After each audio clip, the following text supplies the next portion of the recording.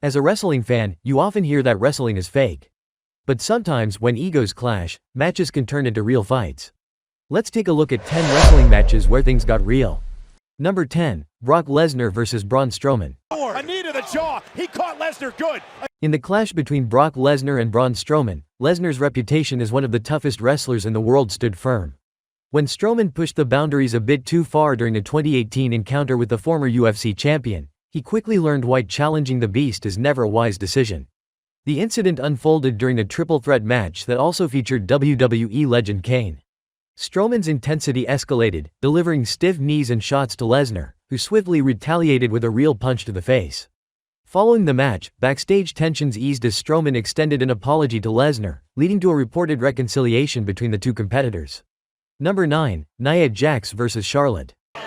Charlotte Flair does not have an answer for nothing. On paper, a match between Nia Jax and Charlotte Flair might seem like a standard affair for WWE's Raw programming. However, their encounter on the August 30, 2021 episode of Raw turned out to be anything but typical. In a surprising turn of events, the match took a sharp departure from their previous encounters. During the bout, both competitors appeared to abandon the script, engaging in what seemed like genuine physicality. Real slaps and punches were exchanged, leaving fans taken aback by the sudden shift in tone. This unexpected aggression was particularly surprising considering the apparent camaraderie between the two outside of the ring. Reports from PW Insider shed some light on the situation, indicating a tense confrontation between Jax and Flair mid-match, though the exact cause remained undisclosed. However, once the match concluded and the competitors retreated backstage, tensions seemed to have dissipated. PW Insider noted that any issues appeared to have been resolved within the confines of the ring, with both women seemingly on good terms once again. Number 8. Ken Shamrock vs. Vader. Vader and Ken Shamrock stand as two of the toughest competitors ever to grace the squared circle, and their clash at In Your House, A Cold Day in Hell in 1997 showcased their resilience. For Shamrock, it marked his debut on WWE pay-per-view, but it didn't come without a startling moment. During the match, Shamrock seemed to forget the scripted nature of wrestling, delivering a series of legitimate punches to Vader that resulted in a broken nose for the larger-than-life wrestler. Despite Vader's attempts to signal Shamrock to ease up, the onslaught continued, prompting a retaliatory stiff lariat from Vader that nearly decapitated Shamrock. Despite the intensity of the exchange, both wrestlers managed to navigate through the rest of the match without major incident. For Shamrock, it served as a swift lesson in the stark differences between the world of WWE and the MMA environment he was accustomed to, where such physicality is the norm. Number 7. JBL vs. BWO. During the 2005 One Night Stand pay-per-view, which was meant to celebrate ECW, an incident involving JBL and the Blue Meanie nearly stole the spotlight for all the wrong reasons. In the midst of a brawl between WWE and ECW wrestlers, JBL began legitimately punching the Blue Meanie in the head, leaving him bloodied. The reason behind this outburst stemmed from negative comments Meanie had made about JBL online. Despite feeling justified, JBL faced condemnation from fans, fellow superstars, and WWE management alike. Stevie Richards, a close friend of the Blue Meanie, was among those seeking revenge on JBL for his actions. 1 month later, WWE arranged a match between JBL and the Blue Meanie on SmackDown as punishment. In a surprising turn of events, Meanie scored a shocking upset victory over JBL. However, Richards couldn't resist getting involved, delivering a vicious chair shot to JBL during the match, one of the most infamous in WWE history. Number 6. Steve-O vs. Umaga. During the early 2000s, Jackass emerged as a prominent TV show on MTV, garnering substantial popularity. Following the success of 2006's Jackass No. 2, discussions arose about potential collaborations with WWE, nearly resulting in a match against Umaga.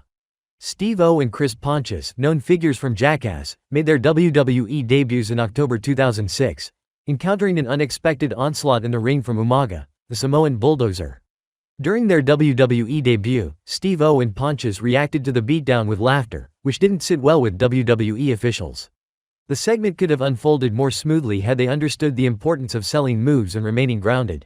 However, lacking wrestling knowledge and guidance, chaos ensued. Steve-O endured several punishing slams, kicks, chops, and a top rope splash intended as the climax of the beatdown. Yet, Steve-O's inability to stay down, coupled with his lighthearted attitude towards selling, provoked Umaga's real-life intervention.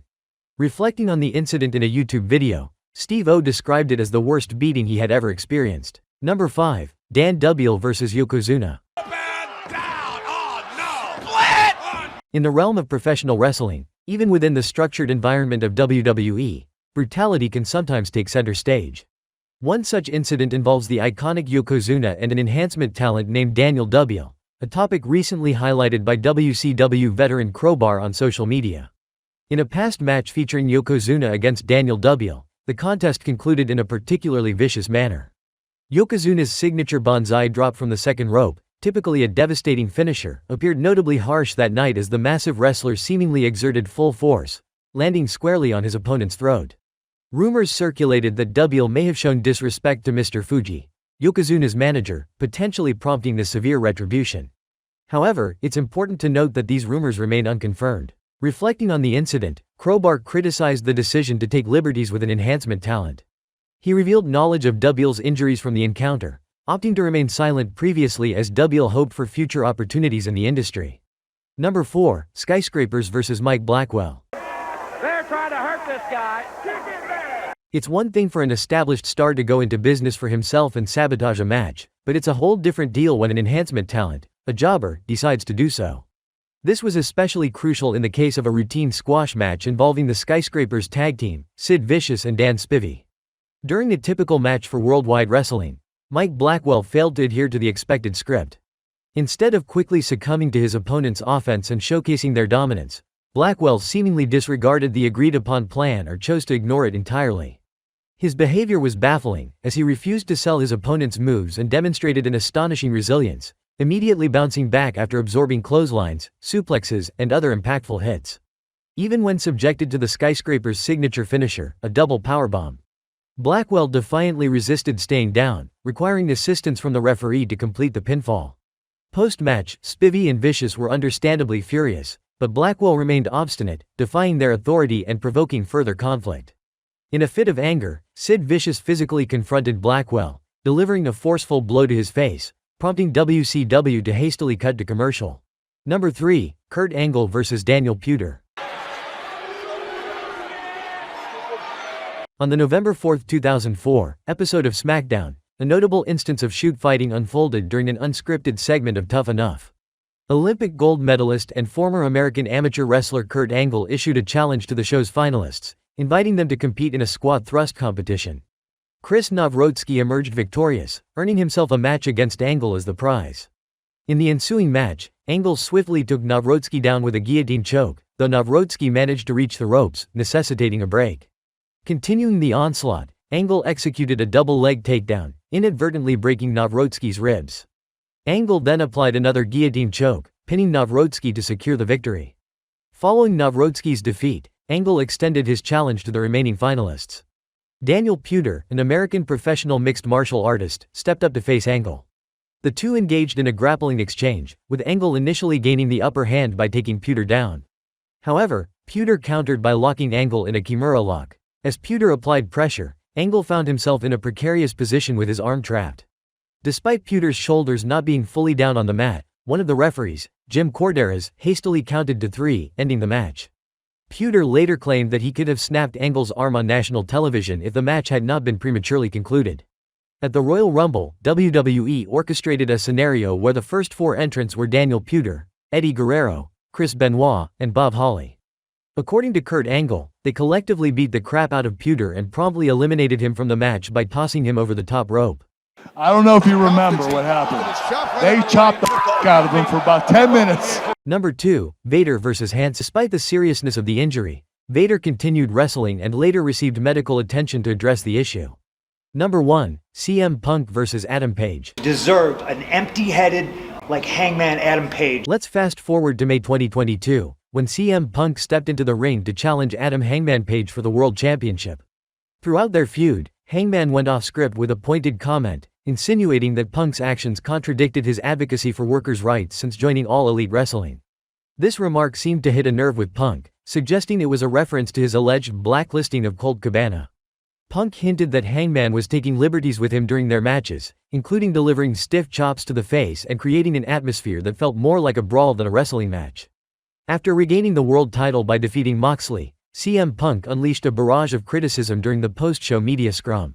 He directed his frustration towards Colt Cabana, The Elite, and Hangman Page, particularly calling out Hangman's workers' rights promo from 3 months prior, questioning why someone like Hangman deserved to go into business for himself.